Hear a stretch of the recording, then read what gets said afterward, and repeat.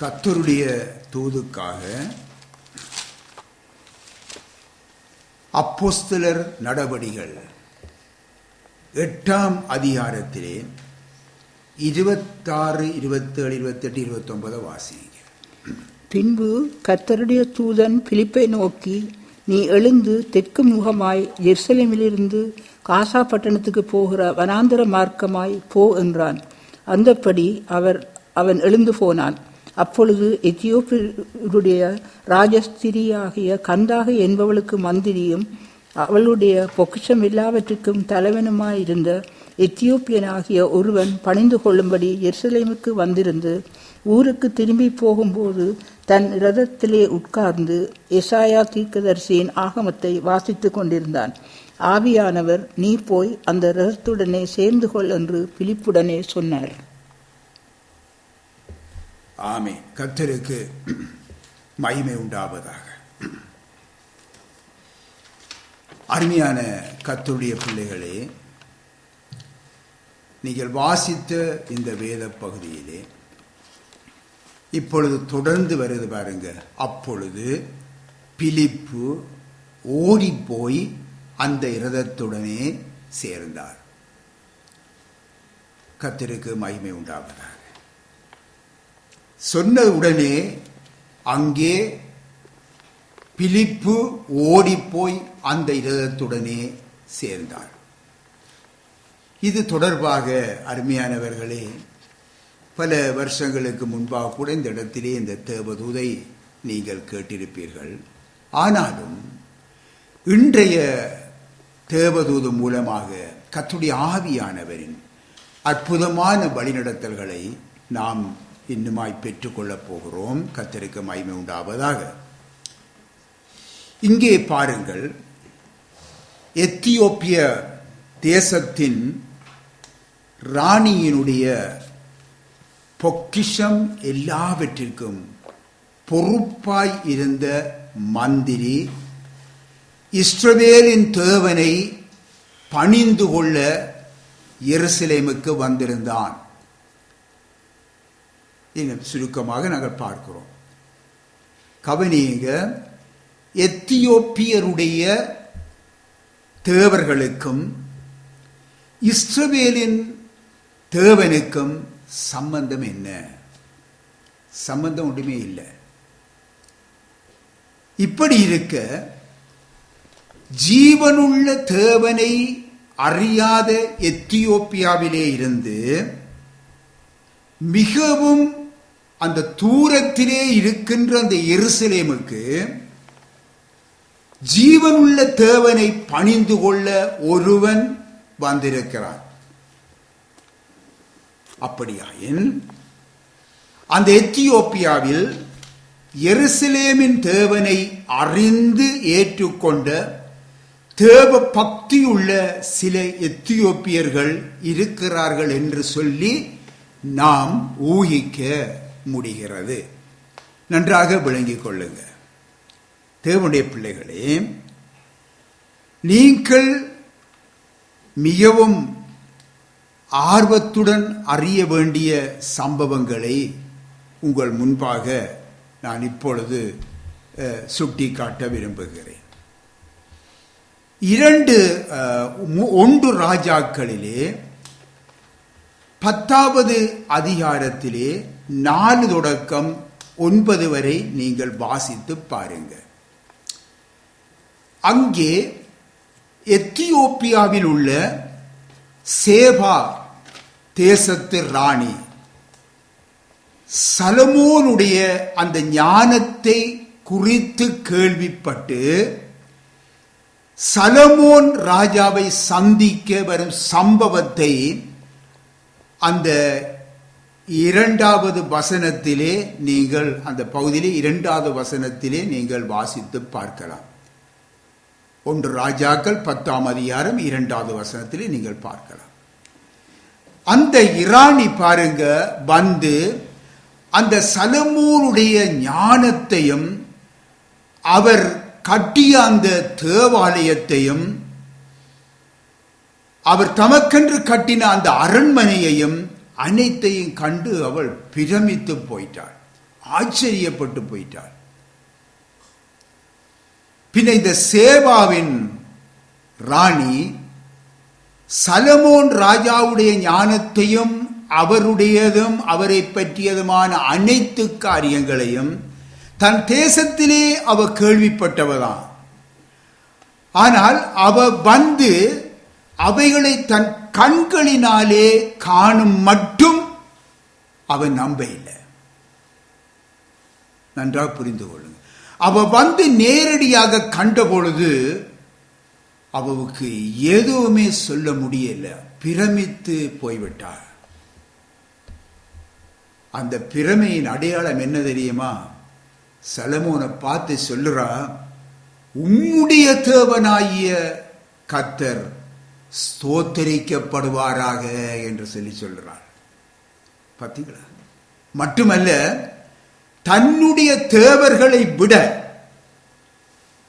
எத்தியோப்பிய தேவர்களை விட சலமோனின் தேவன் விசேஷித்தவர் என்றும், அந்த தேவனே தன்னுடைய தேவனாயிருக்க வேண்டும் என்று அந்த ராணி தனக்குள்ளே சிந்திக்க ஒரு வாய்ப்பு அங்கே வந்திருக்கிறது. அருமையானவர்களே, நீங்கள் வாசித்து பாருங்கள் அந்த பகுதியை. மிகவும் ஒரு ஆச்சரியமான சத்தியத்தை நாங்கள் அங்கே காண முடியும். அந்த ராணி பாருங்க, தன் தேசத்துக்கு போய் இஸ்ரவேலின் தேவனே மெய்யான தேவன் என்றும் தன் தேசத்தாருக்கு சாட்சியும் கூறியிருக்கலாம். நிச்சயமாக ஆம் பிரியமானவர்களே, இந்த ராணி அந்த ராஜாவுடைய, பொதுவாக ராணி ராஜாவுடைய வார்த்தைகளுக்கு தேசத்திலே மதிப்புண்டு. அந்த ராணியோ அல்லது ராஜாவோ இன்ன வழியைத்தான் பின்பற்றுங்கள், இன்ன தேவனைத்தான் தொழில்மேல் தொழுது கொள்ளுங்கள் என்று கட்டளையிட்டா அந்த ஜனம் முழுக்க என்ன செய்வாங்க? அதை பின்பற்றுவாங்க. ஆகவே இவ்விதமான ஒரு சூழ்நிலையிலே இந்த ராணி இப்படி சொல்லி இருக்கலாம், இதனால் எத்தியோப்பியாவிலே இஸ்ரவேலின் தேவனை பணிந்து கொள்ள ஒரு கூட்டம் எழும்பி இருக்கலாம், அந்த சந்ததிகளின் ஒருவனாக இந்த கந்தாகே ராணியின் மந்திரியம் இருக்கலாம் என்று சொல்லி நாம் புரிந்து கொள்ளக்கூடியதாக இருக்கிறது. அருமையானவர்களே, எதை கொண்டு இவைகளை நான் சொல்லுகிறேன்? என்னென்று இவைகளை கொண்டு நான் இதை ஊகித்து சொல்லுகிறேன்? இதை ஊகிப்பதிலும் பார்க்க கர்த்தருடைய ஆவியானவர் வெளிப்படுத்தி தருகிறார். எதை கொண்டு? நீங்கள் வாசிப்போம். சங்கீதம் 68:31 வாசிப்போம். சங்கீதம் 68:31. பிரபுக்கள் எகிப்திலிருந்து வருவார்கள், எத்தியோப்பியா தேவனை நோக்கி கையெடுக்க தீவிரிக்கும். அல்லேலூயா, கர்த்தருக்கு மகிமை உண்டாவதாக.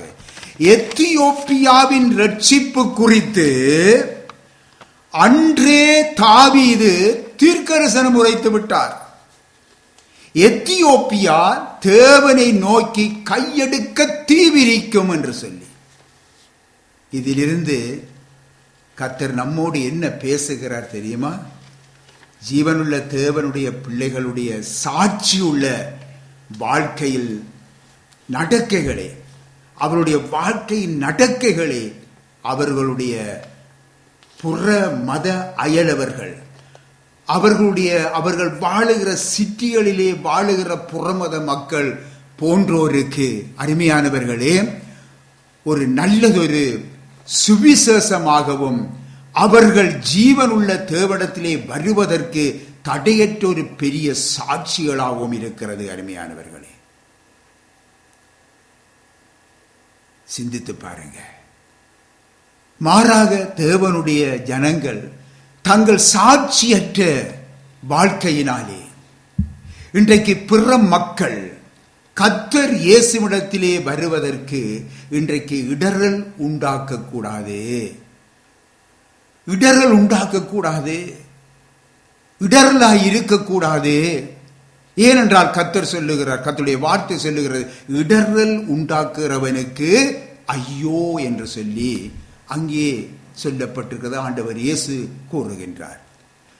அதாவது அவனுடைய இன்னுமாக தெளிவான அர்த்தம் என்ன தெரியுமா? அவன் சபிக்கப்பட்டவன் என்று அர்த்தம். எவ்வளவு ஒரு பயங்கரமான ஒரு வார்த்தை பாருங்க.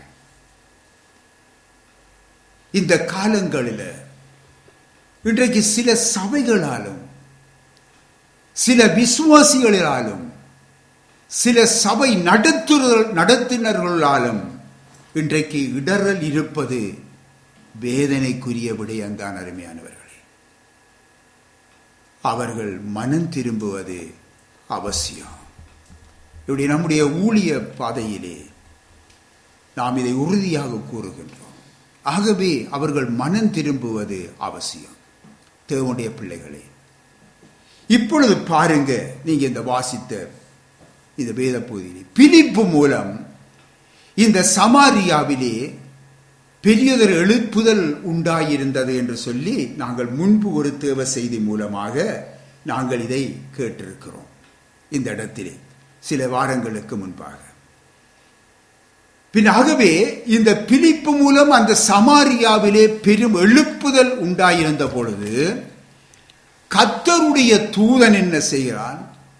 பிலிப்புவிடத்திலே ஒரு தனி மனிதனுக்கு ஒரு ஊழியம் செய்யும்படி செழிப்பான இந்த இடத்திலே இருந்து ஒரு வனாந்திரமான இடத்திற்கு வழி நடத்துவதை நாங்கள் பார்க்கிறோம்.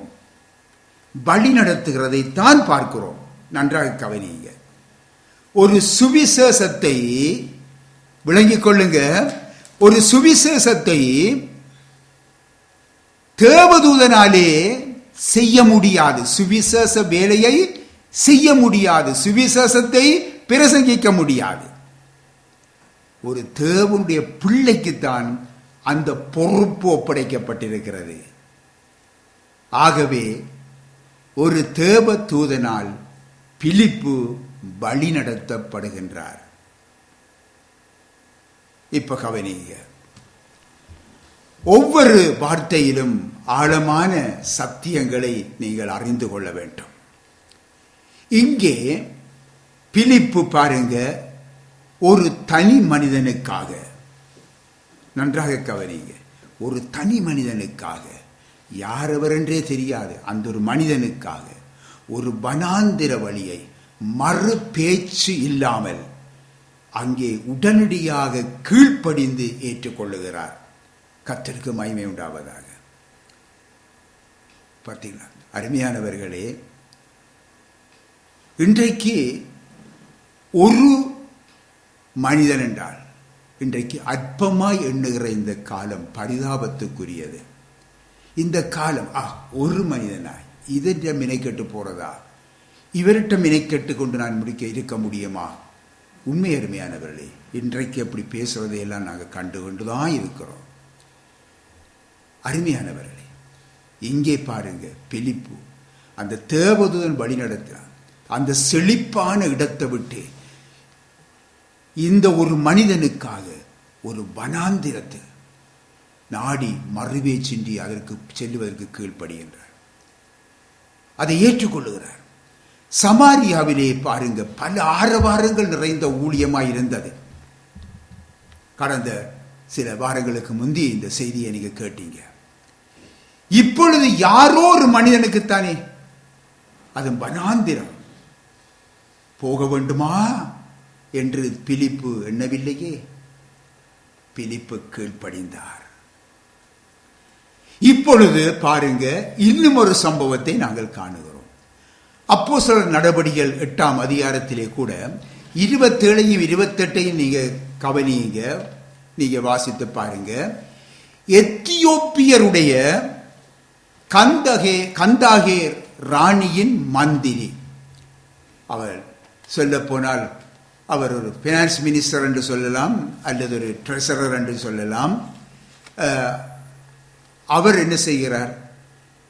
ஒரு எத்தியோப்பியன் தான். எத்தியோப்பியன். அவர் இஸ்ரவேலின் தேவனை பணிந்து கொண்டு மீண்டும் என்ன செய்கிறார்? எருசலேமில் இருந்து ஊருக்கு திரும்பி போறார். இந்த சம்பவம் நடைபெறுகிறது. இப்பொழுது அவர் இரதத்திலே இருக்கிறார். இரதத்தோடு வந்திருக்கிறார். அந்த நாளில் இரதத்தில் தான் பிரயாணம் பண்ணுவாங்க ராஜாக்கள். அப்படியான நேரத்தில் இந்த ராணியுடைய கந்தாகிய ராணியினுடைய மந்திரியும் அந்த ரதத்திலே வந்திருந்து அவர் திரும்பி போறார். இப்பொழுது அந்த ரதத்திலே வந்திருக்கிறவரோட பாருங்க, அவரை சூழ காவலர்கள் நிச்சயமாக வந்திருப்பாங்க. இது எல்லாம் எங்களுக்கு தெரிந்த விஷயம்தானே பொதுவாக. அப்பொழுது பயணம் செய்து கொண்டு இருக்கின்றார் மந்திரி. இப்பொழுது தேர் ஓடுகிறது. மந்திரி அங்கே அதில் இருக்கிறார். அவரை சூழ பல பட்டாளங்கள் வந்திருக்கு நிச்சயமாக. ஆகவே இப்பொழுது இந்த விதமான சூழ்நிலைகள் அங்கே நடந்து கொண்டிருக்கிற நேரத்திலே கவனிங்க, இந்த நேரத்தில் இந்த மந்திரி என்ன செய்கிறார் என்றால், அங்கே ஏசாயா தீர்க்கதரிசியின் ஆகமத்தை வாசித்துக் கொண்டிருக்கிறார் என்பதை நாங்கள் பார்க்கிறோம்.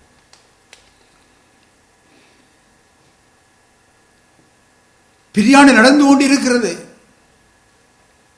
கலண்டு பட்டாளங்கள் நடந்து கொண்டிருக்கும், குதிரைகள் ஓடிக்கொண்டிருக்கும். இவரோ, இந்த மந்திரியோ ஏசாயா தீர்க்கதரிசியின் ஆகமத்தை படித்துக் கொண்டிருக்கிறார். கவனிங்க, இந்த காலங்களில் பாருங்க, இன்றைக்கு எத்தனை பேர் இன்றைக்கு கர்த்தருடைய வேதத்தை விட இன்றைக்கு போனுக்கு அடிமைப்பட்டிருக்கிறாங்க. ஹேண்ட் போனுக்கு, அதாவது ஹேண்டிக்கு அடிமைப்பட்டு போயிருக்கிறாங்க. இன்றைக்கு கர்த்தரை ஆராதிக்க வருகிற பிள்ளைகள் இன்றைக்கு கர்த்தரை ஆராதித்து முடிந்தவுடனே என்ன செய்கிறார்கள்? கையில போன் தூக்குறாங்க. பாருங்க, இன்னுமாக பாருங்க, பிள்ளைகளோட வர்ற பெற்றோர் என்ன செய்யறாங்க? பிள்ளைகளுக்கு போனை கொடுத்து விடுறாங்க. ஏன்? ஆராதனை முடிஞ்சது, இனி பிள்ளைகள் கொஞ்ச நேரம் இருக்கிற நேரம் அங்கே போனை பார்க்கட்டும், உடனே கொடுத்துருவாங்க. இப்ப பாருங்க, சிந்தித்து பாருங்க, தேவனையும் அவருடைய வார்த்தைகளையும் குறித்து அவர்களுக்கு எந்த சிந்தனையும் இருக்காது. புரிந்து கொள்ள. பின்ன இப்பொழுது அதன் எண்ணம் என்ன, அதன் கருத்து என்ன? அவர்கள் தேவ பிரசன்னத்தை இழந்து விட்டார்கள். இதான் உண்மை. முன்பு அருமையானவர்களே, இந்த இடத்திலே இருக்கிற சிலர் அறிந்திருப்பீங்க, கர்த்தருடைய பிள்ளைகள் சபை முடிஞ்ச பிற்பாடு அவங்க இருந்து கொண்டு கர்த்தருடைய வேதத்தை குறித்து தான் பேசுவாங்க, வேற ஒன்றுமே பேச மாட்டாங்க. அன்றைக்கு பிரசங்கத்தை குறித்து பேசுவாங்க. இது விளங்கையிலே பாஸ்டர், அது என்ன, இது அதன் அர்த்தம் என்ன, இது என்ன அர்த்தம் என்ன என்று சொல்லி கேட்கிறவர்களாக இருப்பார்கள். அவர் ஒரு நாளுமே சாட்சியா சொல்றேன், ஒரு நாளுமே அவர்கள் வேறு உலக கதைகள் எதுவுமே கதைப்பதில்லை. அதன் பிற்பாடு இங்கே இருந்து தேநீர் அருந்தி கோப்பி அறிந்து குடித்து விட்டு அவர்கள் போகும் பொழுது, ஐயோ எங்களுக்கு போறது பெரிய கஷ்டமா இருக்கு, அடுத்த ஞாயிறு எப்ப வரும், இப்படி சொல்லிட்டு போவாங்க. பாருங்க, இவர்கள் போகும் பொழுது என்ன தேவ பிரசனத்தோடே போவாங்கன்னு நிச்சயப்படுத்தி நம்பலாம். ஆனால் இன்று மிகவும் ஒரு பரிதாபமான நிலை. எங்க பார்த்தாலும் எந்த பாஸ்டர் மாதிரி எடுத்தாலும் இந்த குறைகளை சொல்லுவாங்க. என்ன பாஸ்டர், எவ்வளத்தை தான் புத்தி சொன்னாலும் இவங்க கேட்கிறதா தெரியலையே என்று உண்மையான எத்தனை ஊழியக்காரர்கள் சொல்றத நாங்கள் கேட்டிருக்கிறோம். பின்னாகவே இவர்கள் தேவ பிரசனத்தை இழந்து போவது வேதனை தான். அவர்கள் இனி வெளியே போய்க்கல, அனி பிரயாணப்பட்டு போய்க்கல, என்ன வெறுமையாகவே போவார்கள். தேவனுடைய பிரசனம் இன்றியே அவர்கள் போவார்கள். ஆகவே இப்பொழுது நீ யாருக்கு அடிமை? தேவனுக்கு அடிமையா அல்லது உங்களுடைய ஹேண்ட் போனுக்கு அடிமையா, ஹேண்டிக்கு அடிமையா? எவ்வளவு ஆசீர்வாத இழப்பு என்று சொல்லி யாருமே சிந்தித்து பார்ப்பதில்லை. இந்த மந்திரியை பாருங்க, அவனுக்கு என்ன குறை? அந்த நாட்டின் செல்வம் எல்லாம் அவன்கிட்ட தான் பொறுப்பா இருக்கு. ஆனால் அவன் தேவ பிரசனத்தோடே போறான். இதனாலதான் பாருங்க, பரிசுத்த ஆவியானவருடைய கண் அந்த மந்திரியின் மேல் இருக்கிறது. இப்பொழுது அந்த ஆவியானவர் என்ன செய்கிறார்? பிலிப்பை நோக்கி, நீ போய் அந்த இரதத்துடனே சேர்ந்து கொள் என்று கட்டளை கொடுக்கிறார். கர்த்தரின் வேதம் சொல்லுகிறது, பிலிப்பு ஓடி போய் சேர்ந்தார். எப்படி சேர்ந்தாராம்? ஓடி போய் சேர்ந்தார். ரதத்தை குதிரைகள் இழுத்து கொண்டு ஓடும் பாருங்க, தேரோட்டி ஓட்டி கொண்டு போவான். அதோட குதிரைகளோட ஒவ்வொருத்தரும், அதாவது அந்த படை, அதாவது பாதுகாவலர்கள், அந்த மந்திரியின் பாதுகாவலர்கள் குதிரையில் அவர்களும் ஓடிக்கொண்டு போவார்கள். இந்த நேரத்தில் இந்த பிலிப்பு எப்படி ஓடி இருப்பார் என்று சொல்லி சிந்தித்து பார்க்கிறேன். எப்படி ஓடி இருப்பார்? சிந்தித்து பாருங்க. ஆவியானவர் சொல்லிட்டார், இனி பிலிப்பால இருக்க முடியாது. ஓடிப்பார். ஓடி போய் ஒரு மாதிரி தேரை பிடிச்சிட்டார், அந்த இரதத்தை பிடிச்சிட்டார். ஒரே ஒரு மனிதனுக்காக ஒரு வனாந்திர வழியிலே ஓடி செல்ல தன்னை அர்ப்பணித்த பிலிப்பு உண்மையிலே அவர்தான் ஊழியக்காரர். அவர்தான் கர்த்தருடைய ஊழியக்காரர். அருமையானவர்களே, கீழ்ப்படிந்தார். அவ்வளவுதான். அந்த ஓடும் அந்த ரதத்துடன் பிலிப்பு சேர்ந்து கொள்ளும்படி ஆவியானவர் கிரியை செய்தார். அவருடைய கட்டளைக்கு கீழ்ப்படியும் பொழுது எப்படி போவார், எப்படி போவார், எப்படி ஓடி சென்று சேருவார் என்றது அவருக்கு கவலை தேவையில்லை. அது ஆவியானவரே நடத்துவார். அருமையான கர்த்தருடைய பிள்ளைகளே, உங்களுடைய பாதைகள், ஊழிய பாதைகள், உங்களுடைய வாழ்க்கையின் பாதைகள் ஒரு வழியிலே கரடு முரடாக இருக்கலாம். சில தடைகள் வரலாம். உங்களுடைய வாழ்க்கையில் சத்துருக்கள் உங்களுக்கு எதிராக வரலாம். பயப்பட வேண்டாம், சோர்ந்து போக வேண்டாம். உங்கள் கீழ்ப்படிதல் உறுதியாய் இருப்பீர்களாயின் கர்த்தரே உங்களை நடத்துவார். வெள்ளம் போல் சத்துரு வரும் பொழுது, உங்களுக்கு இதெல்லாம் பாடமாயிருக்கும், வெள்ளம் போல் சத்துரு வரும் பொழுது கர்த்தருடைய ஆவியானவர் அவனுக்கு விரோதமாய் கொடி ஏற்றுவார். ஹல்லேலூயா, கர்த்தருக்கு மகிமை உண்டாவதாக. இந்த விசுவாசம் நமக்கு இருக்கணும். அருமையானவர்களே, இன்றைக்கு அந்த விசுவாசத்தோட போங்க. இப்பொழுது பாருங்க, அந்த மந்திரி ஏசாயா 53வது அதிகாரத்தை படிக்கிறார் என்பதை நாங்கள் இந்த வாசித்த வேத பகுதியிலிருந்து நாங்கள் அறிந்து கொள்கிறோம்.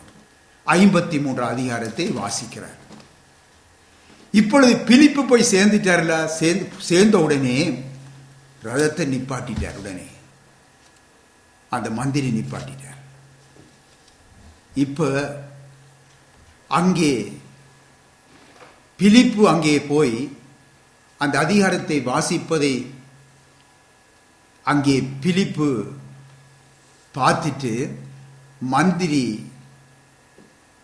அந்த அந்த அதிகாரத்தை 53வது அதிகாரத்தை பிலிப்பு மந்திரி வாசித்துக் கொண்டிருக்கிறதை பிலிப்பு கேட்கிறார் என்று சொல்லி நாங்கள் பார்க்கிறோம். ஒவ்வொன்றையும் நாங்கள் வடிவாக பாருங்க, வசனத்தை வாசித்து. அப்படி கேட்கிறார் என்றால் இந்த ஆரவாரத்தோடு களைச்சு விழுந்து மூச்சு வாங்கி ஓடி இருப்பார். ஆனால் தேவனுடைய ஆவியுடைய பலத்தோடு ஓடி இருப்பார். ஓடி போய் அங்க போயிட்டு இந்த மந்திரி வாசிக்கிற அந்த அதிகாரத்தை கேட்கிறார் என்றால் அந்த மந்திரி பெரிய சத்தமாக வாசிச்சு கொண்டு போயிருப்பார் என்று நினைக்கிறேன். நிச்சயமாக சும்மா மனதுக்குள்ள வாசிச்சு கொண்டு இருந்து அவர் அதை கேட்க முடியாது. அப்படி என்றால் இந்த இரதம் ஓட்டுகிறவனும் தனக்கு சூழ பாதுகாப்பாக வந்திருக்கிற அந்த பாதுகாவலர்களும் கர்த்தருடைய வார்த்தையை, இஸ்ரவேலின் தேவனை உடைய வார்த்தையை கேட்கட்டுக்கும், இந்த இஸ்ரவேலின் தேவனை அறியட்டுக்கும் இது ஒரு சந்தர்ப்பமாய் இருக்கும் என்று அந்த மந்திரி நினைத்திருக்கிறார். அதில் ஆகவே பெரிய சத்தமாக வாசித்துக் கொண்டு போயிருப்பார் என்று நான் நினைக்கிறேன். ஆகவே அந்த தலைவன் வாசிக்கிறார், நிச்சயமாக கேட்டுக்கொண்டு போயிருப்பாங்க. பின்ன பிலிப்புவும் இந்த மந்திரி வாசிக்கிற இந்த ஆகமத்தின் பகுதியை கேட்டு ஒரு சிநேகபூர்வமாக, இப்ப நின்றுட்டார் இல்ல, ரதத்தை நிப்பாட்டியாச்சு, இப்பொழுது சிநேகபூர்வமான ஒரு கேள்வி ஒன்றை மந்திரிடத்தில் கேட்கிறார். என்ன தெரியுமா?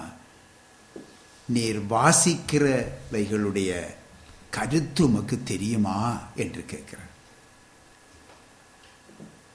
இந்த வாசித்த அந்த வேத பகுதி என்ன தெரியுமா? நாங்கள் சுருக்கமாக பார்ப்போம். ஏசாயா 53 7 8 தயவு செய்து வாசிங்க. அவர் நெருக்கப்பட்டும் ஒடுக்கப்பட்டும் இருந்தார், ஆனாலும் தம்முடைய வாயை அவர் திறக்கவில்லை. அடிக்கப்படும்படி கொண்டு போகப்படுகிற ஒரு ஆட்டுக்குட்டியைப் போலவும், தன்னை மயிர் கத்தரிக்கிறவனுக்கு முன்பாக சத்தமிடாதிருக்கிற ஆட்டைப் போலவும் அவர் தம்முடைய வாயை திறவாதிருந்தார். இடுக்கண்ணிலும் நியாய தீர்ப்பிலும் இருந்து அவர் எடுக்கப்பட்டார். அவருடைய வம்சத்தை யாரால் சொல்லி முடியும்? ஜீவனுள்ளோருடைய தேசத்தில் இருந்து அறுப்புண்டு போனார். என் ஜனத்தின் மீறுதலின் நிமித்தம் அவர் வாதிக்கப்பட்டார். கர்த்தருக்கு மகிமை உண்டாவதாக. இப்பொழுது இந்த பிலிப்பு இந்த காரியத்தை மந்திரிடத்திலே கேட்ட பொழுது, இந்த ராணியின் மந்திரியும் தலைவனுமாகிய இவன் பிலிப்புவை பார்த்து,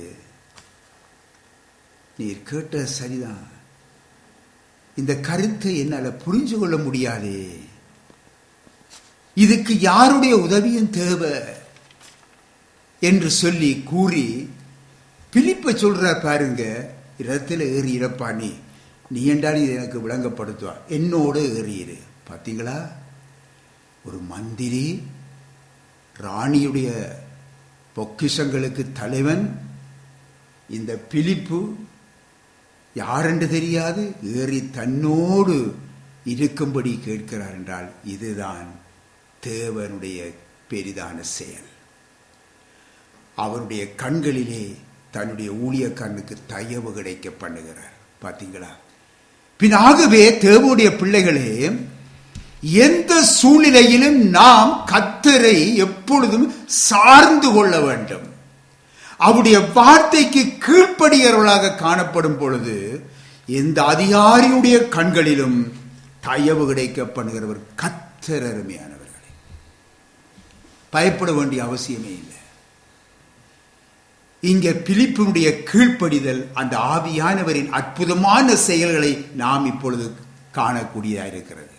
தேவனுடைய பிள்ளைகளே, இப்பொழுது பாருங்க, ஒரு நாட்டின் ராணியின் மந்திரி, ராணியின் பொக்கிஷங்களுக்கு அதிபதி, யாரும் அறியாத ஒருவரை இரதத்திலே தனக்கு பக்கத்திலே வந்து அமரும்படி சொல்லுகிறாரே, கொஞ்சம் நீங்க சிந்தித்து பாருங்க.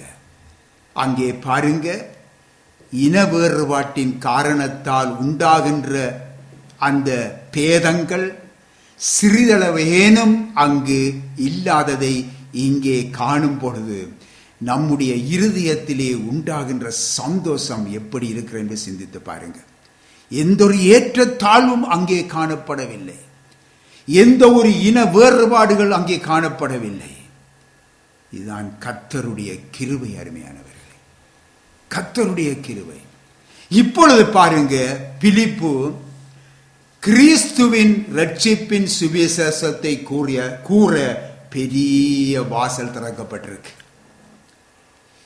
அவன் இஸ்ரவேலின் தேவனை குறித்து கேட்டான். இப்பொழுது பிலிப்பு இயேசு கிறிஸ்துவை குறித்து அங்கே பிரசங்கிக்க தொடங்கிவிட்டார். இயேசு கிறிஸ்துவை குறித்தும் அவருடைய பாடுகள், மரணம், உயிர்த்தெழுதல் போன்ற எல்லாவற்றையும் கூறி அதன் பிற்பாடு அவருடைய கட்டளை என்ன, ஞான ஸ்நானத்தின் முக்கியத்துவம் என்ன, இவை எல்லாவற்றையும் கூறி இருந்ததினால் தான் அருமையானவர்களே, தண்ணீரை கண்டவுடனே இதோ தண்ணீர் இருக்கிறது, நான் ஞானஸ்நானம் பெறுவதற்கு தடை என்ன என்று சொல்லி அந்த மந்திரி பிலிப்பினிடத்திலே கேட்கிறார். அந்த ஒரு குறிப்பிட்ட நேரத்துக்குள்ள பாருங்க, முழு சுவிசேஷமும் அங்கே பிரசங்கிக்கப்பட்டு விட்டது. இதுதான் அருமையானவர்களுடைய ஊழியம். பாருங்கள், இந்த மந்திரி ரட்சிப்பின் சந்தோஷத்தினாலே நிறைந்திருப்பதை வெளிப்படையாக காண முடிகிறது. இப்பொழுது என்ன தெரியுமா, அந்த அர்த்தம் என்ன தெரியுமா, ஞானஸ்நானம் எடுக்க வேணும், தண்ணி இருக்குத்தானே, ஏன் இதுல எனக்கு என்ன தடை இருக்கிறது? பாத்தீங்களா, ரட்சிப்பின் சந்தோஷம் அந்த மந்திரியை நிறைத்து விட்டது. ஆவியில் அந்த ரட்சிப்பை, ஆவியிலே அந்த ரட்சிப்பை அனுபவிக்கிறவர் வெளிப்படையான அந்த அறிக்கையிடும் அனுபவம் தான் இந்த தண்ணீர் ஞான ஸ்நானம். சில பேர் பாருங்க, எவ்வளத்தை தான் கேட்டாலும் அவளுக்கு அதோட குறித்து எந்த கவலையும் இல்லை. பாருங்க, இந்த காலத்துல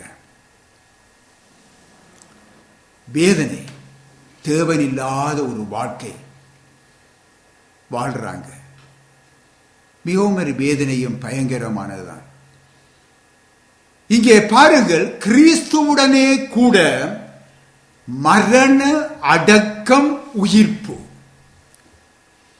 இதுதான் இந்த அடையாளமாக காண்பிக்கப்படுகிறது, இந்த ஞான ஸ்நானத்தின் அடையாளமாக காண்பிக்கப்படுகிறது.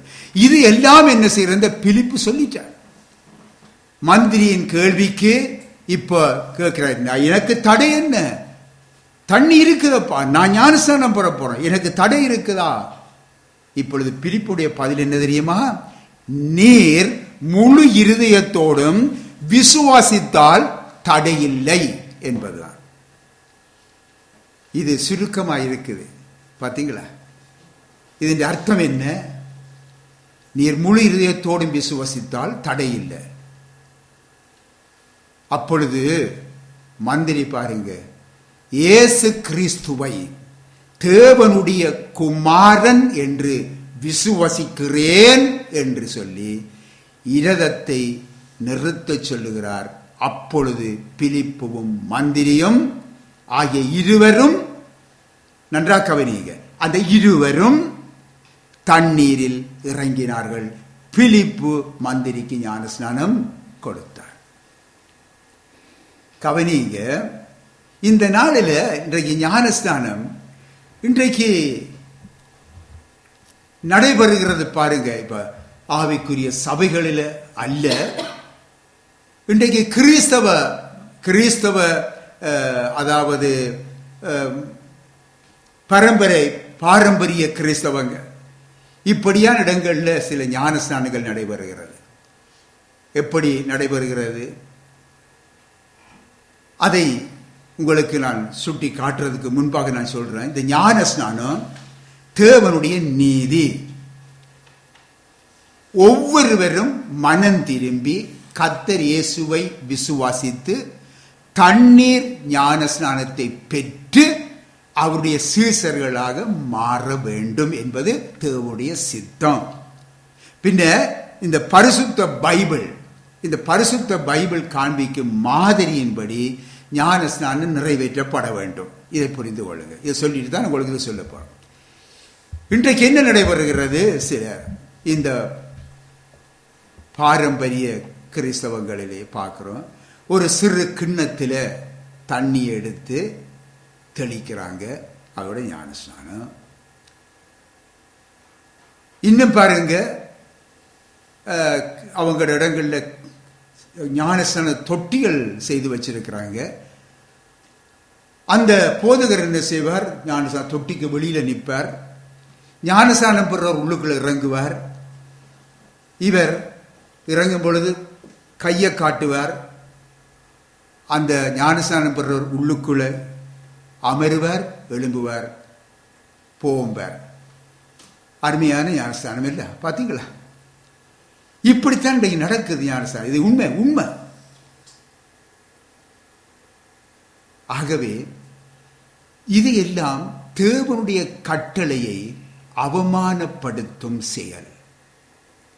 கவனியுங்க, இயேசு கிறிஸ்துவை தேவனுடைய குமாரன் என்று விசுவசிப்பதின் கருத்து என்ன? இப்ப இது ஒரு வார்த்தையை பட்டன்னு முடிச்சிடலாம்னு நினைக்கிறீங்க? இல்ல. இப்பொழுது கருத்து என்ன? வாசிங்க, ரோமர் 4:25 வாசிங்க. அவர் நம்முடைய பாவங்களுக்காக ஒப்பு கொடுக்கப்பட்டும்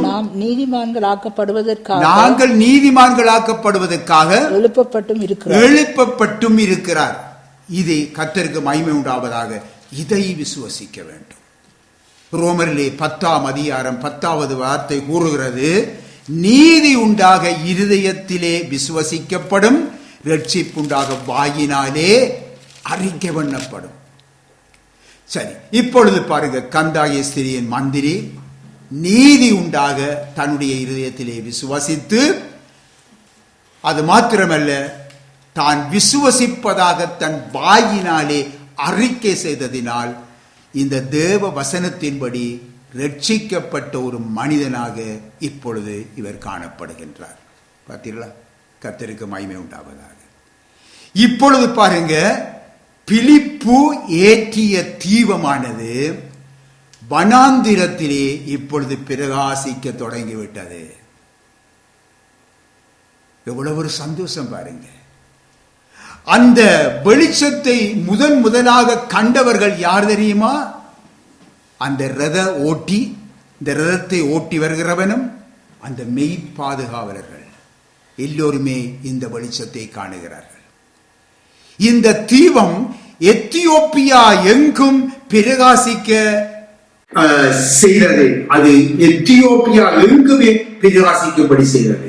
அன்று பாருங்க, பழைய ஏற்பாட்டிலே சேபா தேசத்து அந்த ராணி தன் தேசத்துக்கு திரும்பின பொழுது இஸ்ரவேலின் தேவன் மெய்யான தேவன் என்று சொல்லி அறிவித்தது போல இந்த மந்திரி இருக்கிறார் அல்லவா, இந்த புதிய ஏற்பாட்டின் இந்த கந்தாகி ராஜஸ்திரியின் மந்திரியும் தன் தேசத்துக்கு திரும்பிய போது கர்த்தராகிய இயேசு கிறிஸ்துவே மெய்யான தேவன் என்று சொல்லி தன்னுடைய வழியிலே பெற்றுக்கொண்ட அனுபவங்களையும் சாட்சிகளையும், அதாவது மெய்பாதுகாப்பாளர்கள், அடுத்தது ரத ஓட்டி இவருடைய கண்கண்ட சாட்சிகளையும் வைத்து பிரசித்தப்படுத்தி இருப்பார் என்று சொல்லி நிச்சயமாக நம்ப முடிகிறது.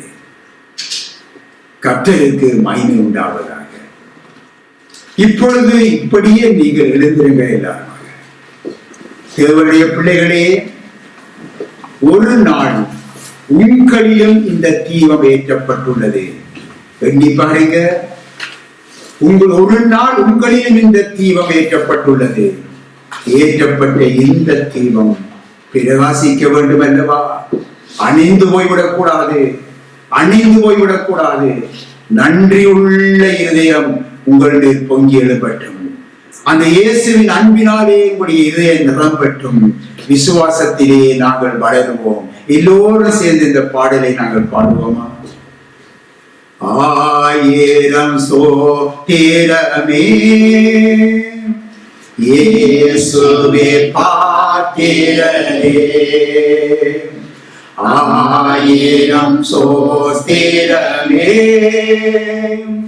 இயேசுவே பாத்திரரே, பள்ளத்தாக்கிலே அவல்லீரே, சாரோனிலே ஓரோஜா, பள்ளத்தாக்கிலே அவல்லீரே, சாரோனிலே ஓரோஜா, ஆயிரம் சோஸ்திரமே இயேசுவின் பாத்திரரே,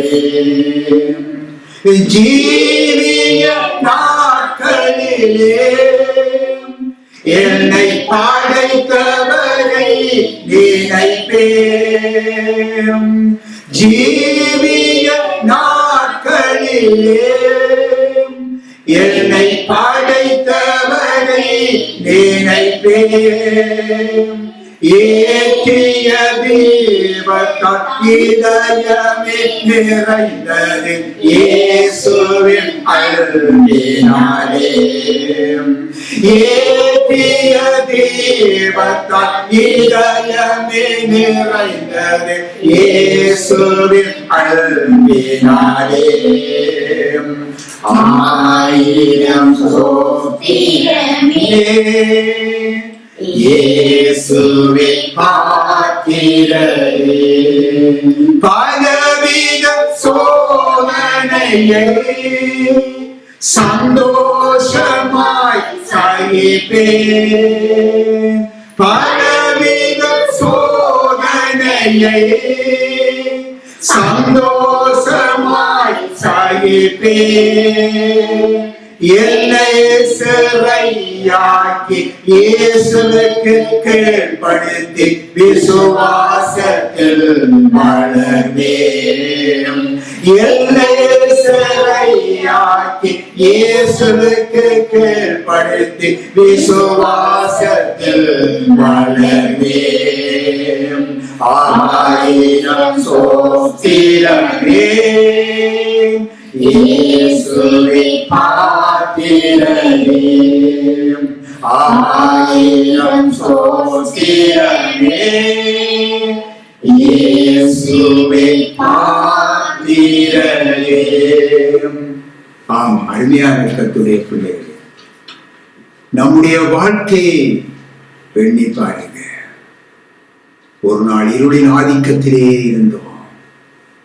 ஒரு நாள் கர்த்தருடைய கிருபை நம்மை தேடி வந்தது. நம்மிலே அந்த தீபம் ஏற்றப்பட்டது. அந்த தீபம் இயேசு கிறிஸ்துவின் வருகை வரை அது பிரகாசிக்க வேண்டும். அருமையானவர்களே, பிரகாசிக்க வேண்டும். அந்த தீபத்தை அணிந்து விடாதபடி காத்துக் கொள்வோம். கர்த்தர் உங்களை ஆசீர்வதிப்பார்.